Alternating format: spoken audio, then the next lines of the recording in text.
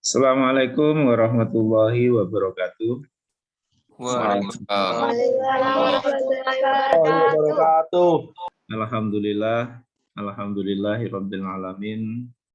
Wassalatu wassalamu ala asrofil anbiya'i wal mursalin Sayyidina Muhammadin wa ala alihi wa sahbihi ajma'in amma ba'du.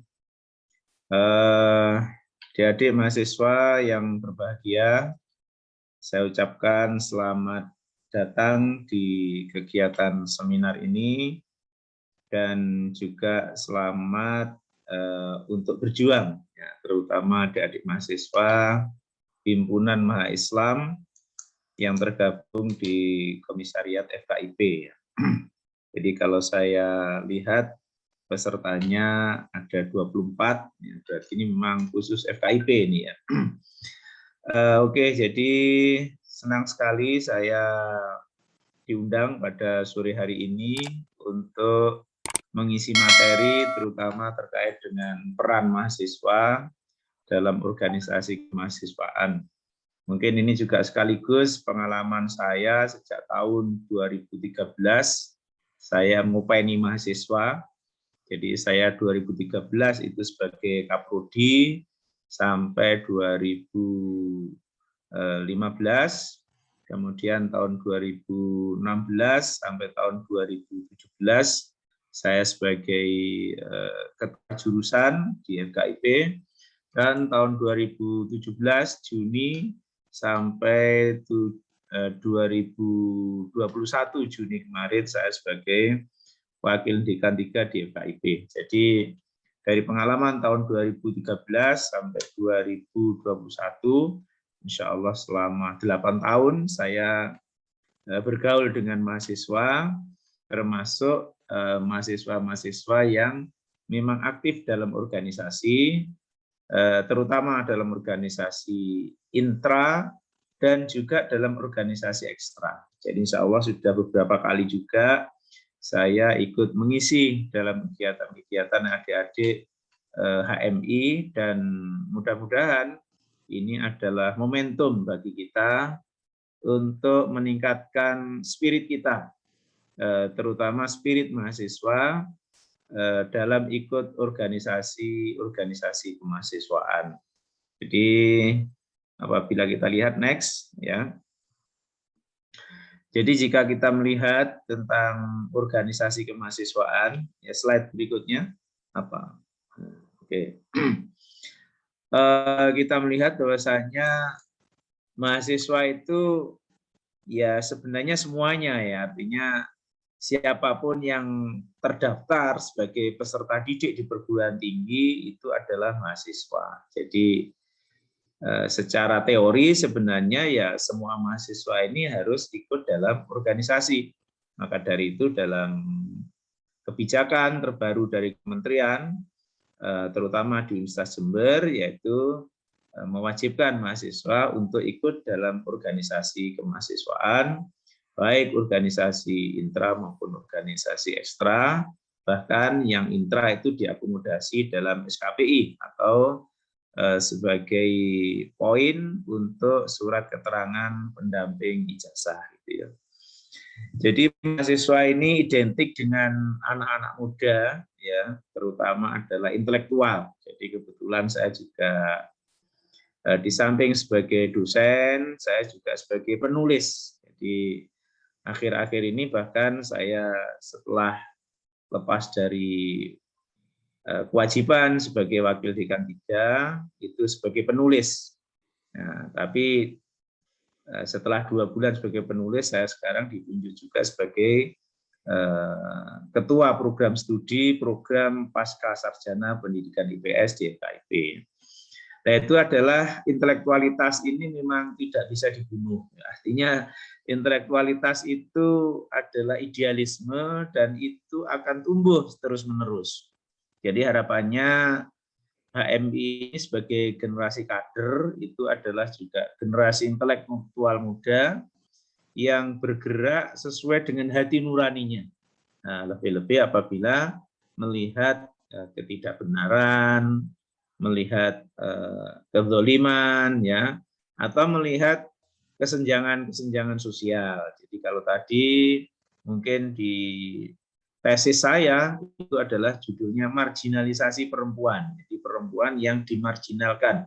Ini adalah salah satu perjuangan kami juga di dalam melakukan advokasi agar peran perempuan itu semakin berdaya, agar perempuan itu memiliki peran yang seimbang dengan laki-laki, baik dalam sektor domestik maupun sektor publik ya waktu itu. Ya, kemudian di samping sebagai intelektual, ya, mahasiswa ini juga pribadi yang berwawasan kreatif. Nah, jadi mahasiswa ini harus banyak ide, harus banyak inovasi. Ya. Mahasiswa tidak sekedar sebagai pengikut tren. Ya, jadi kalau zaman saya dulu pengikut tren ini sudah dianggap orang yang inovatif, orang yang baik. Akan tetapi mahasiswa yang milenial saat ini ya saya pikir bukan lagi mengikuti tren, jadi mahasiswa hendaklah menjadi pribadi yang justru menciptakan tren. Nah, jadi di sini, jadi menciptakan tren ini ya tentunya harus berpikir kreatif dan inovatif. Dengan demikian kita bisa lebih kompetitif, lebih unggul dibandingkan dengan pemuda-pemuda yang lainnya. Kemudian ada idealisme atau dipenuhi semangat meraih mimpi. Jadi idealisme ini adalah harga termahal bagi mahasiswa. Jadi mahasiswa, terutama adik-adik HMI, harapan kami idealisme ini tetap dijaga, karena idealisme ini akan sebagai langkah gerak kita, dan itu nilainya tidak bisa dibeli dengan apapun. Jadi idealisme itu adalah sebagai bentuk harga diri kita. Kemudian kita juga ikut bertanggung jawab dalam menghasilkan karya-karya yang berguna, seperti karya tulis tadi. Nah ini, jadi mahasiswa, terutama adik-adik HMI, mari kita warnai ya, kampus kita ini dengan kegiatan tulis-menulis, bukan sekedar kegiatan orasi, ya, tapi juga kegiatan-kegiatan kreatif dalam bentuk karya tulis. Jadi dengan demikian kita ini berjuang bisa dengan lisan kita, bisa juga dengan tulisan kita atau dengan ide-ide kreatif yang kita gagas dalam bentuk tulisan. Jadi berjuang dalam bentuk lisan dan dalam bentuk tulisan. Dan ini yang masih minim, perjuangan dalam bentuk tulisan. Sehingga kalau kita melihat bagaimana pemuka-pemuka Islam dulu seperti Bapak Agus Salim, Cokro Aminoto, nah itu adalah beliau-beliaunya ini berjuangnya tidak hanya dalam bentuk lisan, tapi dalam bentuk tulisan. Bahkan perjuangannya melalui media massa waktu itu, bisa melalui koran dan melalui media-media massa, majalah, dan lain sebagainya. Jadi perjuangan tulisan ini jauh lebih resonansinya lebih luas dibandingkan dengan perjuangan secara lisan. Tapi dua-duanya harus tetap bersinergi. Ya, ini titik lemahnya pada mahasiswa kita, terutama pada organisasi-organisasi ekstra, wabil khusus pada HMI. Ya, ini diharapkan didorong lagi tentang tradisi menulis. Ya. Kemudian mahasiswa, nah ini intinya torohnya sebenarnya yang akan kita bicarakan yaitu mahasiswa sebagai agen of change. Nah, jadi mahasiswa sebagai agen perubahan di mana kelompok-kelompok pemuda ini hendaklah memiliki peran yang strategis dalam pembangunan. Jadi kita mengambil peran dalam pembangunan, dan apabila peran itu diambil oleh pemuda, maka dinamika di dalam masyarakat itu juga akan lebih cepat perkembangannya. Karena pemuda ini akan mencari alternatif-alternatif baru, ya, mencari ide dan gagasan-gagasan baru sehingga bisa menyelesaikan permasalahan sosial, permasalahan budaya, permasalahan ekonomi, ya, termasuk di dalamnya adalah permasalahan politik. Nah, jadi ini semua harus kita pelajari sehingga kita menjadi lebih sensitif terhadap perubahan-perubahan atau dinamika yang terjadi di masyarakat. Dengan demikian mahasiswa bisa mengawal adanya perubahan-perubahan yang ada di masyarakat, dan mahasiswa bisa sebagai poros perubahan di dalam menuju kemajuan sebuah bangsa. Next. Oke, ada mahasiswa. Lanjut ya. Wah, agak lambat ini ya. Sebagai tanggung jawabnya ya, di sini mahasiswa itu memiliki tanggung jawab ya. Yang pertama yaitu tanggung jawab akademis. Nah, jadi ini pada umumnya itu melekat pada diri mahasiswa, di mana anak-anak yang aktif dalam organisasi itu IP-nya rendah. Ini tolong mitos itu hendaklah diubah ya. Jadi mitos itu harus kita bongkar. Mahasiswa yang aktif dalam organisasi harus menunjukkan IP-nya itu kumlot lah misalkan begitu ya. Jadi tidak ada alasan mahasiswa yang aktif dalam organisasi itu IP-nya rendah. Jadi kami sendiri dulu ketika jadi mahasiswa, yang pertama juga aktif dalam organisasi, yang kedua saya masih tinggal di pondok pesantren, ya. Dan yang ketiga saya menjadi lulusan terbaik di prodi saya. Jadi ini adalah mungkin bisa dijadikan inspirasi gitu ya. Jadi sebenarnya tidak ada alasan. Jadi kami bisa membagi waktu, mana kegiatan belajar, mana kegiatan mengaji, dan mana kegiatan organisasi. Kami juga masih sempat mengajar mengaji di anak-anaknya dosen. Nah, jadi kami dekat dengan dosen. Nah, maka dari itu akhirnya saya juga jadi dosen kan. Jadi kebetulan saya dapat beasiswa ikatan dinas yang itu jumlahnya terbatas ya, karena saya baik dengan dosen-dosen. Ya masa anaknya diajari ngaji, diajari matematika dan sebagainya tidak baik dengan saya kan begitu ya. Jadi ini adalah tanggung jawab akademik. Jadi secara akademik saya juga di depan, ya, secara organisasi kami juga aktif, ya, secara ilmu agama juga mengikuti begitu ya. Jadi ternyata bisa dilakukan secara bersama-sama ya. 3 peran itu bagi mahasiswa. Kemudian mahasiswa itu juga punya tanggung jawab sebagai cendekiawan. Nah, ini yang juga harus dimunculkan ya, atau dijadikan tradisi baru gitu. Jadi mahasiswa itu adalah cendekiawan.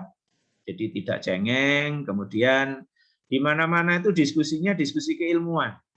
Ya, monggo adik-adik ya mahasiswa, terutama yang HMI, kami punya pondok pesantren kecil gitu ya, namanya Pondok Edukasi Mandiri atau Pesantren Edukasi Mandiri. Jadi sering kami adakan diskusi-diskusi tentang pendidikan, tentang budaya lokal, ya, dan juga tentang globalisasi. Itu saya beri nama, tajuknya yaitu Sekolah Resonansi Kehidupan. Nanti silahkan dilihat ya. Kami punya blog yaitu Sukitin ID ya, sukitin.id, yaitu namanya Sekolah Resonansi Kehidupan. Di sana banyak sekali tulisan-tulisan kami ya. Ya, sudah hampir 100 tulisan kami yang ada di situ. Dan kumpulan tulisan itu juga sedang saya terbitkan ini ya, sudah ada bukunya, nanti akan saya beri bukunya untuk adik-adik mahasiswa, terutama HMI ya. Judulnya adalah Mengulik Kehidupan. Nah, yaitu kajian dari sosiologi agama dan kearifan lokal atau kearifan hidup. Ini dalam proses pencetakan sekarang.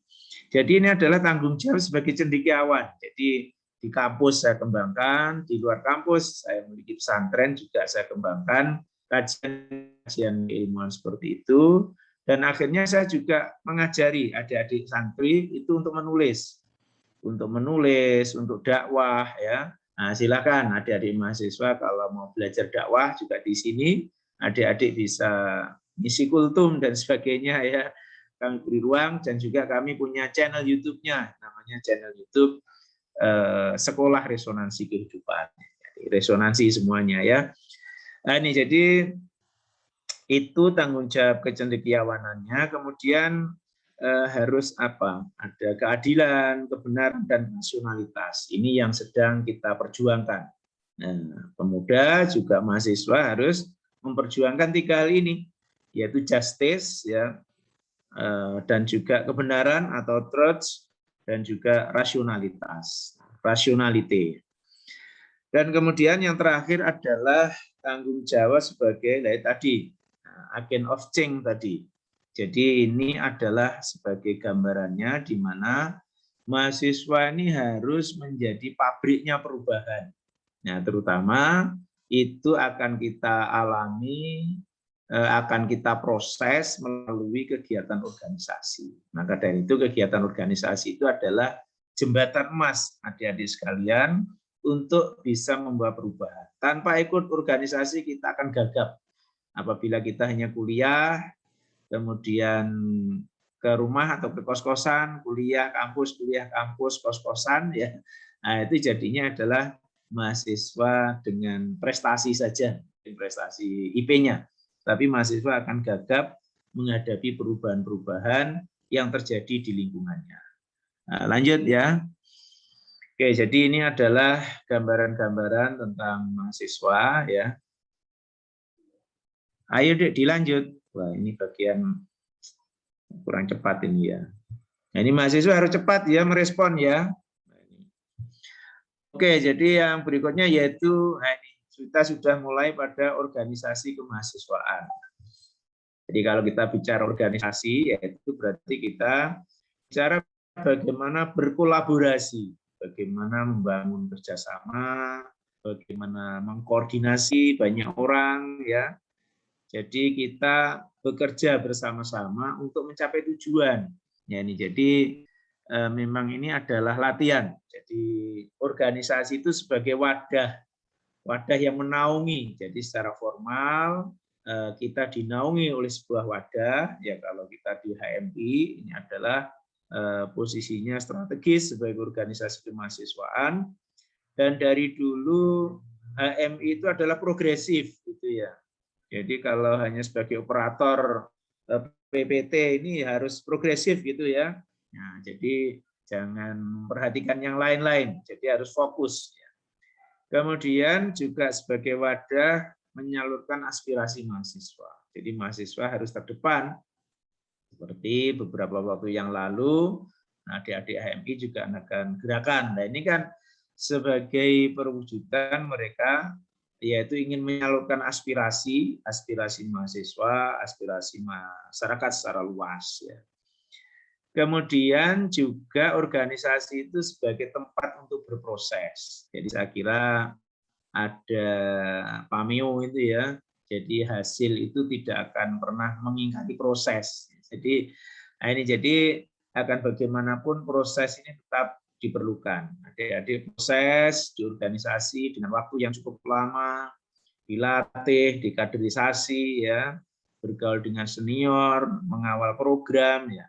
Ini tujuannya adalah kita berproses supaya kita bisa menjadi lebih dewasa dalam rangka untuk menggapai tujuan. Jadi tujuan kita adalah berorganisasi itu agar kita bisa menjadi lebih dewasa, agar lebih responsif, lebih peka terhadap dinamika yang ada di lingkungan kita. Dinamika kehidupan masyarakat, dinamika kehidupan berwarga negara, termasuk juga dinamika kehidupan berbangsa dan bernegara. Jadi ini adalah wadah kita organisasi. Sehingga dalam organisasi itu mesti ada hal-hal yang diperjuangkan. Nah, isunya apa? Gitu. Jadi HMI harus mengangkat ini ya. Isunya apa sekarang yang akan diangkat? Dinamika di masyarakat apa? Baik di masyarakat kampus, di masyarakat luar kampus ya, atau kebijakan-kebijakan pemerintah itu juga harus kita kawal. Karena itu organisasi kemahasiswaan ini memang berproses, terutama mahasiswa untuk mengembangkan diri. Kita lihat tokoh-tokoh ya seperti Pak Akbar Tanjung, Erlangga Hartarto, ya, Pak Erick Thohir, ya, itu semuanya kan dibesarkan dalam sebuah organisasi. Ya, jadi pengembangan dirinya betul-betul mantap dan mereka ditempa oleh pengalaman. Ya, jadi adik-adik ini ikut organisasi dalam rangka mencari pengalaman, mengumpulkan atau mengoleksi pengalaman-pengalaman sehingga kita diharapkan bisa berkembang wawasan kita sehingga kita bisa lebih bijak, lebih banyak pengetahuan. Jadi kalaupun toh melakukan sesuatu itu dasarnya bukan hanya common sense, tapi dasarnya adalah pengalaman. Bisa juga dasarnya adalah teori. Nah, jadi mari kita diskusi tentang teori. Silakan adik-adik, misalkan mau diskusi tentang kapitalisme, tentang sosialisme, tentang ekonomi kerakyatan. Jadi harus punya basis ideologi. Nah, ideologi HMI itu mau kemana? Nah, ini kan juga arah dari ideologi organisasi kemahasiswaan ini juga menentukan kedalaman wawasan seseorang. Nah, ini yang juga masih perlu dikembangkan, punya pemikiran, punya wawasan, sehingga kita di mana-mana diskusinya itu ya diskusi akademik, diskusi organisasi, diskusi idealisme gitu ya. Nah, kemudian juga cendekiawan tadi sudah kita bahas ya. Yang terakhir yaitu integritas pribadi. Jadi kita harus punya integritas. Nah, jadi tidak mudah untuk mempengaruhi kita. Jadi kita itu punya integritas itu punya nilai atau value yang kita bela, yaitu tadi kebenaran, nah, kemudian juga keadilan yang kita perjuangkan ya, dan yang terakhir yang kita perjuangkan adalah rasionalitas atau akal sehat. Jadi apapun yang tidak masuk akal, itulah yang akan kita luruskan. Jadi kita bukan berada di garis fundamental ya, tapi berada di jalan yang benar lebih tepatnya. Ayo next. Masih banyak kegiatan-kegiatan mahasiswaan, terutama ini. Jadi kalau kita berada dalam organisasi, itu sebenarnya adalah persiapan kita untuk menuju pada masyarakat yang sebenarnya.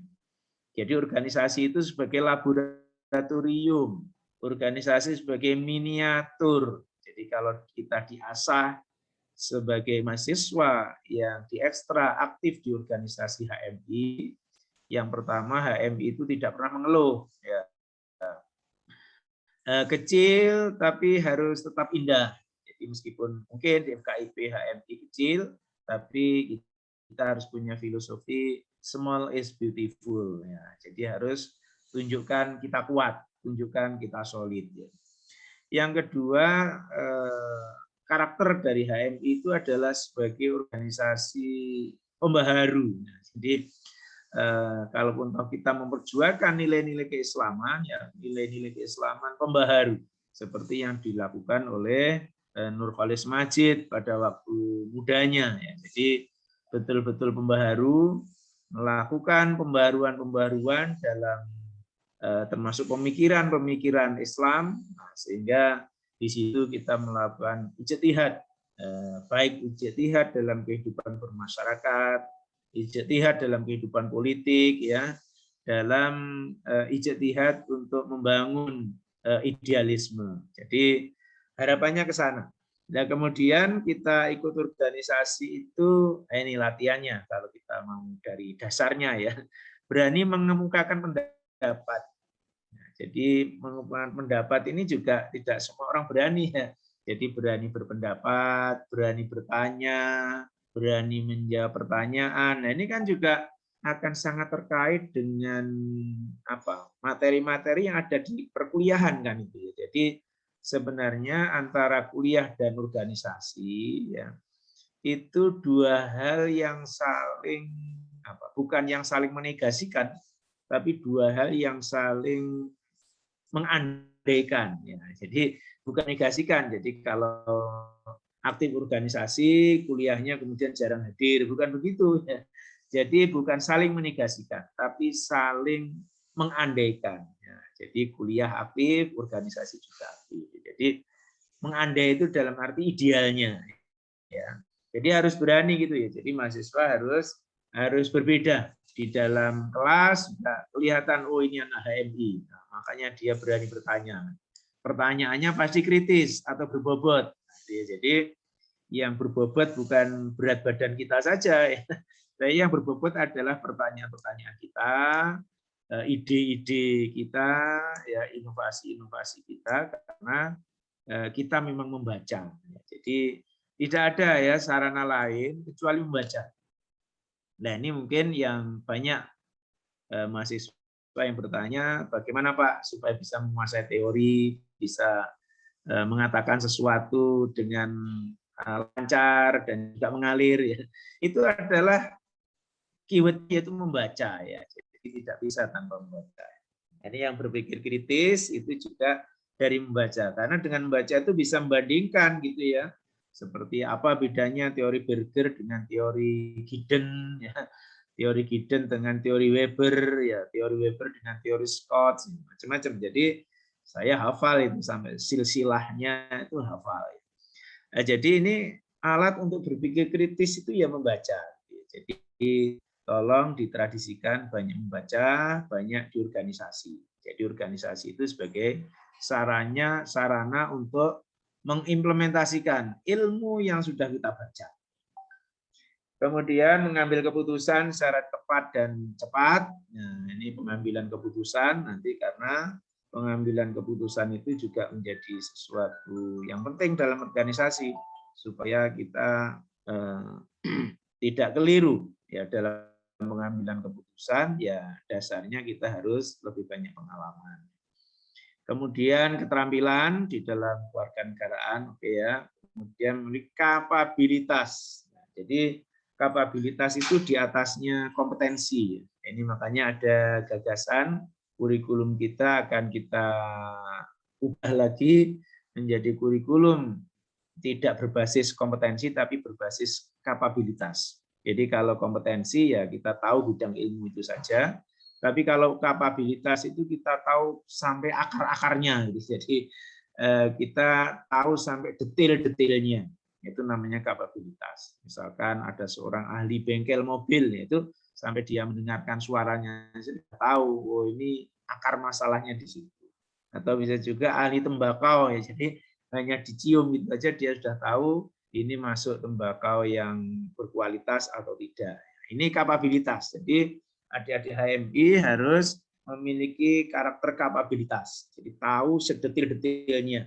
Jadi kalau bicara sejarah ekonomi, dia tahu sejarah ekonomi dari sejarahnya kapitalis sampai apa itu Adam Smith ya dalam bukunya The Wealth of Nations sampai dikritik oleh Marx dalam bukunya Das Kapital ya, itu tahu sampai perkembangan terkini itu seperti apa ya. Ini ya jadi memang organisasi kemahasiswaan itu latihannya di situ ya. Jadi kita ada kesempatan untuk melatih diri atau mengasah diri. Yang kedua yaitu mewujudkan mahasiswa yang punya idealisme tadi. Jadi idealisme itu akan kita kembangkan potensi-potensi kita, ya baik potensi akademik maupun potensi non akademiknya. Oke, next. Ya, jadi kemudian ini di samping potensi-potensi tadi ya, kita sebenarnya juga mahasiswa itu kalau masalah keilmuan kan sudah dikembangkan di kampus ya, masalah bidang ilmu itu namanya hard skill-nya sudah dikembangkan di kampus. Tapi organisasi itu lebih mengembangkan aspek-aspek yang sifatnya soft skill. Jadi soft skill. Karena hasil penelitian itu menunjukkan bahwasanya justru 80% ini mahasiswa itu akan mencapai hasilnya itu karena kemampuan soft skill-nya. Ya, jadi maka dari itu orang-orang sukses itu kalau ditanya pasti punya latar belakang organisasi, baik HMI, PMII, ya, GMNI, ya, atau organisasi-organisasi intrakampus, misalkan senat mahasiswa, presiden mahasiswa, ya, di situ. Jadi pasti punya pengetahuan soft skill. Jadi dikembangkan melalui organisasi. Karena di situ memang pengetahuan itu menjadi sesuatu yang bermakna, ya, bermakna. Jadi kita akan lebih banyak bergaul dengan orang dan kita akan lebih sensitif. Kemudian kita akan punya kecerdasan untuk mengatasi masalah. Jadi keterampilan intelektual, ya, yang dikemas dengan pengalaman-pengalaman formal maupun informal maupun non formal ya. Dan ini akan menjadi penciri dari mahasiswa ya, terutama pada adik-adik HMI ini. Oke, silakan next ya. Ini saya kira tentang soft skill, dan kemampuan soft skill itu akan kita kembangkan terus ya. Jadi ini apabila kita melihat secara teoritik saja ya, ini jadi 6 indikator kemampuan ini ya, yaitu berinteraksi dengan orang lain. Ini menjadi penting karena kita di situ akan bisa kerjasama, bisa memahami orang lain, bisa mendengarkan orang lain ya, bisa menampung ide-ide dari orang lain. Ya, ini nanti ada aspek yang disebut dengan manajemen organisasi. Maka dari itu dalam organisasi nanti ada ketua organisasi, ada bendahara, ada sekretaris. Struktur organisasi itulah yang akan menentukan kematangan seseorang. Jadi apabila kita sudah sampai pada top, yaitu pada ketua sebuah organisasi, di situ biasanya kita akan dianggap orang yang paling memiliki wawasan terbanyak, orang yang bisa mengayomi pada semuanya, sehingga konsepnya seperti konsepnya Ki Hajar Dewantara. Jadi ing ngarsa sun tulodo, ing madya mangunkarsa tutpuri handayani. Jadi itulah karakter pemimpin ya, nanti termasuk berdiplomasi atau berunding ya, untuk membuat keputusan dan juga mengatasi masalah. Termasuk di dalamnya yaitu mempengaruhi. Jadi harus menjadi orang yang berpengaruh. Pendapatnya itu akan digunakan, pendapatnya akan didengarkan. Ini menurut Charles White seperti itu. Sehingga pada yang terakhir ini yaitu orang yang punya pengaruh, akhirnya orang yang punya power, dan apabila kita sudah punya pengaruh, nanti kita akan memiliki yang namanya otoritas, yaitu kekuasaan. Arahnya ke sana saya pikir ya untuk organisasi itu. Jadi sah apabila organisasi itu memang belajar tentang kekuasaan. Oke, next ya. Dan itu yang kita pelajari sejak kita jadi mahasiswa dulu ya. Nah, ini peran strategisnya mahasiswa itu dalam organisasi sebagai agen perubahan tadi ya, termasuk juga perubahan-perubahan dalam kehidupan bernegara ini. Ya, jadi adik-adik juga harus mengupdate ya tentang kebijakan-kebijakan pemerintah, baik pemerintah daerah, pemerintah provinsi, sampai pada pemerintah pusat. Harus dikawal itu. Jadi disitulah menariknya organisasi, sehingga kita bisa mengembangkan pemikiran-pemikiran kritis seperti wartawan itu ya, analisisnya selalu 5W1H. Jadi ada what, apa yang terjadi, who, siapa ya yang melakukan, where, di mana terjadinya, when, kapannya, why, mengapa, dan how, bagaimana peristiwa itu bisa terjadi. Ini adalah salah satu instrumen atau alat untuk bisa berpikir kritis. Jadi berpikir kritis sebagai mahasiswa, dan ini juga bisa dijadikan berpikir kritis untuk menulis. Ya, jadi saya banyak menulis itu juga referensinya dengan 5W1H ini. Ini dikembangkan sudah satu tema itu sudah 5-10 halaman jadi, tanpa harus membaca atau mengutip sana sini gitu ya. Oke, next ya. Ini adalah peran strategis mahasiswa. Kemudian peran mahasiswa dalam organisasi, yaitu yang pertama adalah belajar. Ini adalah laboratorium tadi atau miniatur, kita belajar. Learning by doing. Nah, di organisasi, kalau di kampus itu kan learning dalam arti teoritik, ya, akademik. Ya. Tapi kalau sudah di luar kampus, di organisasi HMI ini juga learning by doing. Belajar sambil bekerja, artinya sambil mengimplementasikan program. Ya, ini saya juga mohon ini adik-adik mahasiswa, terutama HMI, ini kelihatanlah HMI melakukan apa, bisa aksi sosial, ya, bisa aksi damai, atau bisa dalam bentuk tulisan apa gitu ya. Ya kiranya mahasiswa atau HMI itu hadir di media sosial maupun hadir secara fisik maupun secara virtual. Jadi disitulah menunjukkan kita memang sedang belajar. Kemudian mengembangkan diri, ya, jadi dari waktu ke waktu juga harus senantiasa berkembang, ya. Nah, tadi mengaplikasikan ilmu itu juga tidak harus menunggu kita lulus, ya. Pada saat ini pun, misalkan kita semester 1 ikut organisasi, ya pada saat semester awal itu kita sudah langsung mengaplikasikan. Di pesantren kami juga adik-adik langsung kita ajak aplikasi. Kita misalkan dakwah, kemudian langsung di recording melalui channel YouTube, kemudian ada yang bagian apa itu mengedit dan bagian produksi, bagian sampai upload itu sudah semuanya siap. Jadi kami memang berusaha agar adik-adik itu tidak bisa secara teoretik tapi langsung praktek. Misalkan kami buatkan program juga pondok atau pesantren edukasi mandiri berbagi, yaitu tiap hari Minggu. Dalam masa pandemi itu kita berbagi. Ya, duitnya dari mana? Ya dari masyarakat. Nah, kita bikin semacam flyer atau proposal, kemudian melalui medsos kita undang partisipan atau donatur. Alhamdulillah sampai sekarang juga justru dananya melimpah kan itu, karena penyumbang tidak hanya dari Jember sekitarnya, tapi juga sudah menyeluruh ke seluruh Indonesia sekarang.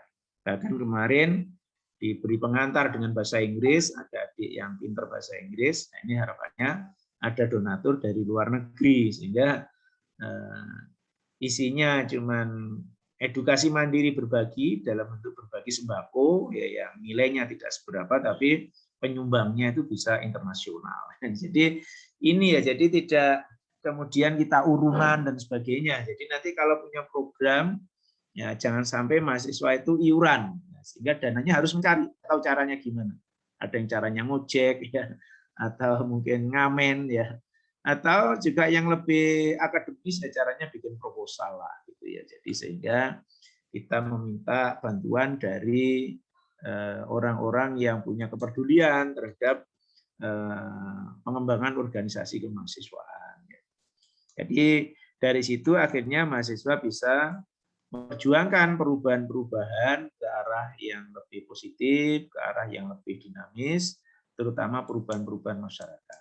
Jadi harus ada aksi-aksi real, ya. Nah ini jadi masa harus kalah dengan saya kan itu ya. Oke ya, jadi silahkan menggelar aksi-aksi real terutama dalam masa pandemi seperti ini, ya, sehingga HMI itu ada resonansinya. HMI menjadi dikenal masyarakat karena aksi simpatiknya, ya, bukan karena aksi-aksi radikal dan lain sebagainya. Oke, next ya. Nah, ini mahasiswa ya. Nah, jadi saya kira ini yang berperan itu memang mahasiswa, terutama yang punya ideologi. HMI saya kira sudah punya ideologi yang kuat, yaitu perubahan, ya ideologinya, dan mengusung keislaman, yaitu Islam yang pembaharuan. Ya, jadi bukan Islam tradisional, tapi Islam yang modern. Ya, jadi Islam yang modern itu ya tentunya Islam yang mengedepankan rasionalitas, mengedepankan pendekatan-pendekatan ilmiah, dan selalu dikaitkan dengan kajian-kajian.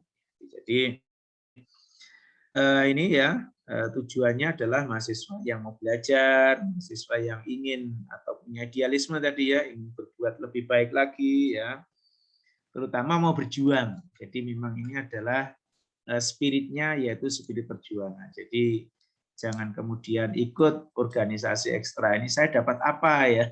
Nah, tapi justru disitulah kesempatan Anda untuk berkontribusi. Nah, saya punya pengetahuan ini, saya punya kemampuan ini, ingin saya kontribusikan, ingin saya dharma baktikan untuk kepentingan bangsa dan negara melalui organisasi ekstra. Oke, next, Mbak. Kemudian ini yang mungkin bagi adik-adik yang mahasiswa baru ya, masih mencari-cari atau masih belum tahu ya, sehingga memang harus mencari tahu ya. Jadi kalau kita organisasi itu memang ada pilar-pilarnya ya. Jadi ada organisasi kalau di intra kampus ya, itu ada 3, ada UKM ya. Ini UKM pada tingkat fakultas maupun UKM pada tingkat universitas, itu ada ya. Dari UKM kesenian sampai UKM olahraga ya, itu ada ya di sana. Kemudian ada LDK, Lembaga Dakwah Kampus. Ya. Juga ada Badan Eksekutif Mahasiswa atau BEM. Ya, silakan nanti kalau mau ikut organisasi intra juga lebih ideal. Jadi intranya ikut, ekstranya ikut. Ya, jadi dua-duanya bisa saling mengisi. Ketika di intra pengalaman ekstra kita bawa ke intra, ketika di ekstra pengalaman intra kita bawa ke ekstra. Ini akan lebih menarik dan kita akan lebih cepat ya, tumbuh kembang kita menjadi dewasa itu akan lebih cepat ya. Kalau organisasi ekstra yang eksis sampai saat ini di UNED, yaitu ada HMI, ada PMII, ada GMNI. Nah, ini kita sudah memilih platform kita yaitu pada HMI. Dan ini adalah kita mengusung Islam pembaruan atau Islam modernitas, ya, bukan Islam tradisionalitas. Ya. Kemudian antara ekstra kampus dan intra kampus itu hendaklah saling melengkapi ya. Karena yang paling memiliki ideologi itu adalah organisasi ekstra. Nah, sehingga kalau kita melihat bahwasanya pergantian kekuasaan, kepemimpinan dari nasional sampai daerah, bahkan kepemimpinan rektor sampai pada dekan, nah itu kan juga dari organisasi ekstra ini kan yang mewarnai, kita tahu. Jadi ini saling bergantian, rezimnya itu saling bergantian. Saya kira wajar kita bicara itu. Jadi yang sekarang GMNI, yang kemarin PMII, terkadang juga HMI. Jadi justru ini yang paling kuat karena disinilah memang letak ideologi. Ya, jadi kita ini sekarang sedang kita bangun penguatan ya nilai-nilai ideologi, terutama ideologi organisasi. Jadi dengan demikian kita akan punya platform dalam perjuangan ini ya dalam menentukan siapa kelompok-kelompok kita yang punya visi dan misi yang sama dalam hal sebagai generasi agent of change tadi. Oke, next. Waktunya sampai sudah habis apa belum? Mbak moderator? Dilanjut saja, Pak. Dilanjut saja Mbak Tanapa, Bapak. Tidak apa-apa, sebentar lagi ya. Oke, kemudian kapan mahasiswa itu harus berperan? Ya, yang pertama, ya setelah memasuki lingkungan kampus. Ya, ini mungkin ada mahasiswa baru atau mahasiswa yang sudah semester 2, ya angkatan 2020 kemarin ya. Nah, itu sudah bisa langsung berperan dalam organisasi mahasiswa, terutama organisasi mahasiswa ekstra tadi ya. Kemudian aktifnya ya kapan saja gitu. Jadi maka dari itu kegiatan itu atau aktivitas itu jangan hanya ketika ada kegiatan saja ya. Jadi kalau ada kegiatan itu memang harus aktif ya, tapi kalau tidak ada kegiatan ya kita merancang kegiatan. Dan pada saat merancang itulah kan kita juga akan aktif dalam sekretariat katakanlah atau kita dalam komisariat. Jadi disitulah sebenarnya letak kita ya. Kita itu kan biasanya merancang atau semacam membuat roadmap. Ya, roadmap kita itu kan tentunya sudah kita desain ya waktunya, ya periodenya. Ya, jadi periode persiapan, langkah-langkahnya apa itu kan berarti nggak ada masa jedanya. Waktu 1 tahun itu saya pikir sangat cepat itu ya dalam sebuah kehidupan organisasi. Jadi aktifnya ya kapan saja. Jangan hanya menunggu momentum kalau hanya ada kegiatan saja. Ini dan bahkan setelah lulus ya dari perguruan tinggi ya itu kita hendaklah masih terus menjalin hubungan silaturahim. Nah ini kan bisa sebagai hubungan silaturahim antara senior dan junior, hubungan silaturahim untuk karir, misalkan pekerjaan ya, termasuk juga hubungan silaturahim untuk meneruskan perjuangan ini. Jadi harus ada organisasi alumni. Jadi kalau kita di intra itu ada organisasi alumni, saya pikir di organisasi ekstra juga ada organisasi alumni. Jadi disitulah kalau kita sudah lulus ya kita di organisasi alumni.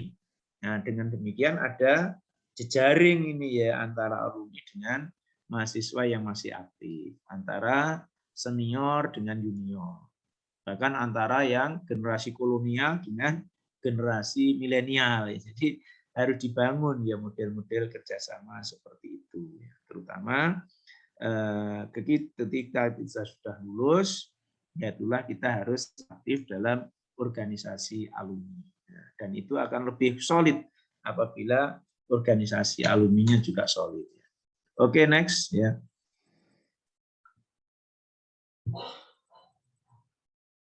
Nah ini. Kemudian mengapa mahasiswa itu harus berperan itu ya. Jadi sebab mahasiswa itu memiliki yang namanya konsekuensi identitas. Jadi identitas kita ya tadi, identitas kita adalah sebagai agen of change itu. Ya, kalau sebagai agen of change ya syarat untuk berperan ya salah satunya ya melalui organisasi tadi, ya, terutama organisasi intra maupun organisasi ekstra. Jadi juga dalam organisasi ini mahasiswa itu memiliki kesempatan ya sebenarnya. Jadi kesempatan mengikuti organisasi itu tidak akan terjadi dua kali atau terulang gitu ya. Nah, untuk itu marilah senyampang kita masih berstatus sebagai mahasiswa, kita jadikan sebagai momentum ya untuk mewujudkan perubahan-perubahan atau dinamika-dinamika yang ada di masyarakat. Jadi adik-adik HMI itu dikenal gitu ya di masyarakatnya. Ya, coba nanti diukur ya, apakah saya sudah dikenal di lingkungan saya. Jadi ketika adik-adik pulang di daerahnya masing-masing, nah ini akan bisa diukur. Kalau adik-adik sebagai kader HMI itu tentunya akan dikenal oleh masyarakat. Artinya masyarakat itu akan merasakan kehadiran dari adik-adik HMI ini. Jadi apabila adik-adik di situ merasa dibutuhkan oleh masyarakat, disitulah kita sebenarnya telah hadir. Tapi apabila masyarakat tidak mengenal dan kemudian masyarakat juga tidak tahu terhadap kita, atau bahkan jangan-jangan kita menjadi beban masyarakat. Ini saya pikir jangan sampai terjadi pada kader HMI. Ya, nanti coba ya di lingkungannya masing-masing sekarang dicoba dikreasi, diimplementasi bahasanya saya berperan dan saya dibutuhkan oleh lingkungan saya.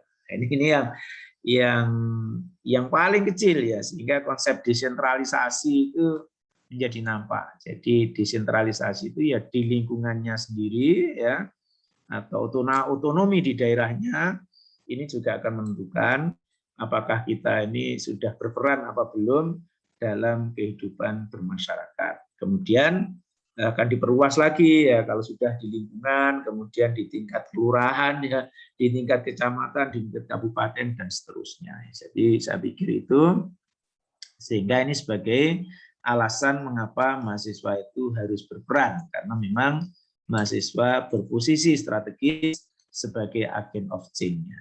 Oke, next. Kemudian bagaimana mahasiswa harus berperan dalam organisasi. Jadi ini yang pertama adalah meningkatkan kesadaran dan kepedulian. Jadi kita harus punya kesadaran, termasuk juga kesadaran berpikir kritis. Ini yang penting, apalagi sekarang ini ya, era pandemi ini. Apa yang sudah kita perbuat? Apa yang sudah HMI perbuat untuk masyarakat di era pandemi ini? Ya, mungkin HMI membuka semacam krisis center, nah, bisa dalam bentuk menampung bantuan pangan ya mungkin ya, bisa dalam bentuk bantuan pangan, bantuan kesehatan ya, atau menyalurkan nasi bungkus, apalah ya. Jadi itu mungkin untuk krisis centernya di situ. Yang berikutnya bisa juga mengadvokasi masyarakat ya, supaya dapat pekerjaan, supaya tidak di PHK ya, supaya terjadi keberlangsungan, mungkin mengawal program-program bantuan pemerintah dan sebagainya. Ini kan krisis yang multidimensi saat ini dan nyata ada di masyarakat. Nah, ini peran adik-adik ini dituntut sehingga bisa berkontribusi dalam rangka membantu pemerintah maupun berkontribusi dalam rangka untuk mengingatkan atau mungkin memberikan data-data kepada pemerintah tentang kondisi masyarakat real yang terjadi di masyarakat. Jadi ini adalah peran-peran strategis HMI saya kira saat ini perlu ditunjukkan, sehingga jangan kemudian masa pandemi pulang kampung tidur di rumah ya. Nah ini harus hadir ini saya pikir ya. Jadi HMI hadir untuk memperbaiki keadaan. Saya pikir itu ya yang perlu ditingkatkan ya, kesadaran itu, kepedulian itu, sehingga kita betul-betul resah, gelisah ya menghadapi kondisi pandemi yang belum usai seperti ini. Ya, silahkan ya, mungkin adik-adik nanti bisa berdiskusi dengan kami ya, terutama untuk aksi-aksi sosial yang terkait dengan kondisi pandemi. Banyak masyarakat kita yang sangat membutuhkan kehadiran kita, uluran tangan kita, terutama uluran tangan mahasiswa. Itu ya, sehingga kehidupan ini akan bisa kita urai ya, masalah ini. Meskipun peran kita itu kecil ya, tapi kalau itu nyata kan lebih baik ya dibandingkan dengan tidak berbuat apa-apa. Jadi dengan demikian maka benang kusut yang terjadi di Republik ini bisa kita urai melalui peran semua pihak, termasuk juga peran adik-adik mahasiswa HMI. Oke, next. Ya, ini kesimpulannya ya, ini sudah pada kesimpulan ya. Artinya aktivitas organisasi kemahasiswaan ya ini adalah tahapan kita atau anak tangga kita ya. Jadi kita menapaki tangga dari awal, yaitu kita menimba ilmu, kita mencari pengalaman ya, sekaligus aktualisasi dirinya. Jadi adik-adik tidak hanya belajar teori, tapi juga belajar praktek dalam pembelajaran supaya ini bisa diaplikasikan di waktu-waktu yang akan datang. Dan sekarang ini saatnya kita menunjukkan bahwasanya kita tidak hanya belajar teori, tapi kita juga belajar implementasi. Yang kedua, mahasiswa memiliki tuntutan, tanggung jawab dan kewajiban ya sebagai agent of change. Dengan demikian mereka memiliki konsekuensi identitas. Jadi identitas mahasiswa, identitas sebagai kader HMI itu adalah sebagai pembaharu, sehingga mari kita tradisikan, kita kuatkan cara berpikir modern, cara berpikir pembaharu melalui organisasi, dan organisasi ini akan bisa menjawab tantangan-tantangan, perubahan-perubahan yang terjadi di masyarakat yang akan datang. Demikian adik-adik yang bisa kami sampaikan. Mungkin nanti disambung dengan diskusi. Saya akhiri dan saya serahkan sepenuhnya kepada moderator. Terima kasih. Assalamualaikum warahmatullahi wabarakatuh. Waalaikumsalam warahmatullahi wabarakatuh. Saya sampaikan